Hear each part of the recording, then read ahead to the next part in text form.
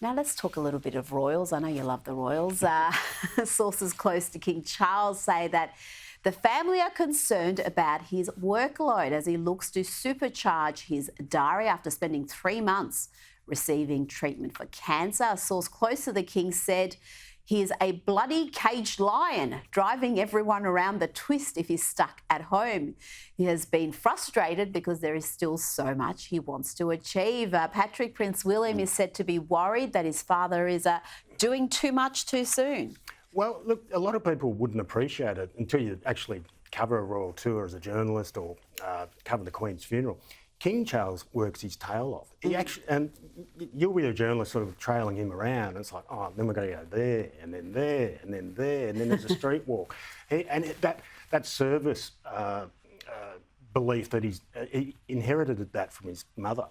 He really does believe in it, and I think it makes him happy. If he can work, he should be working. Well, he's been waiting for this role his entire life, and he got it quite late, unlike his mother.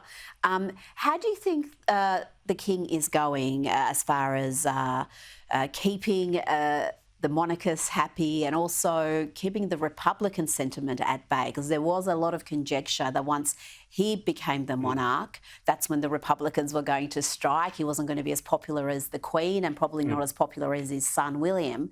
But he seems to be doing a pretty good job, and the regard for him has increased. Look, the Republicans have been sort of savvy, if you like. You get media releases from the Republican movement, at least weekly, if not daily, sort of talking to what they say is the fact that it's so foreign and distant and archaic.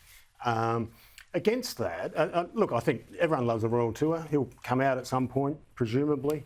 Won't be the same crowds as his mother got in 1953. But a lot of people are fond of the royals. Their grandparents trusted in the royals to do the right thing. And that has sort of flowed through. And I don't think the Republicans have had that sort of pushback that they might have anticipated. And I think after the race-based referendum of last year, Australians, the last thing they want is any sort of referendum. It is just not something that we want on our agenda. So, yeah, I think and also the Republicans can't come up with a model. You need to actually come up with a model that you can take to the Australian people. And that's, I think, where they fall over at the first hurdle.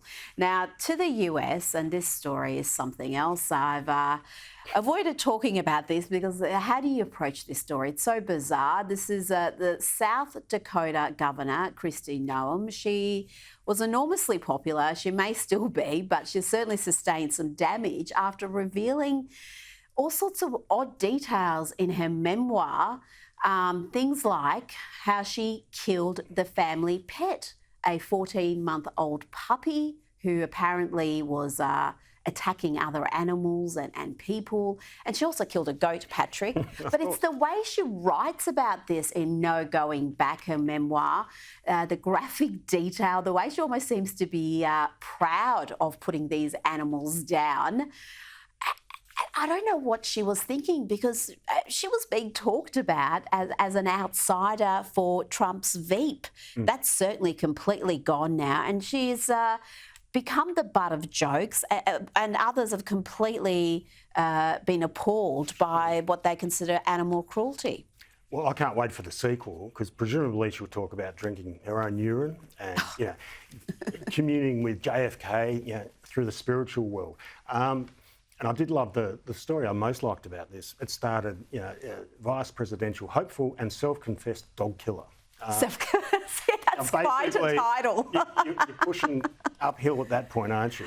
Oh my God! It's just self-inflicted damage. You would think, what are the people around her telling her? Surely someone would have had the good sense to say, yeah, maybe this sort of thing in the country may be accepted, but people living in the cities just are not used to shooting their own dogs, and they will frown upon this. Patrick, Carlyon, thank you so much for your time this evening. Rita.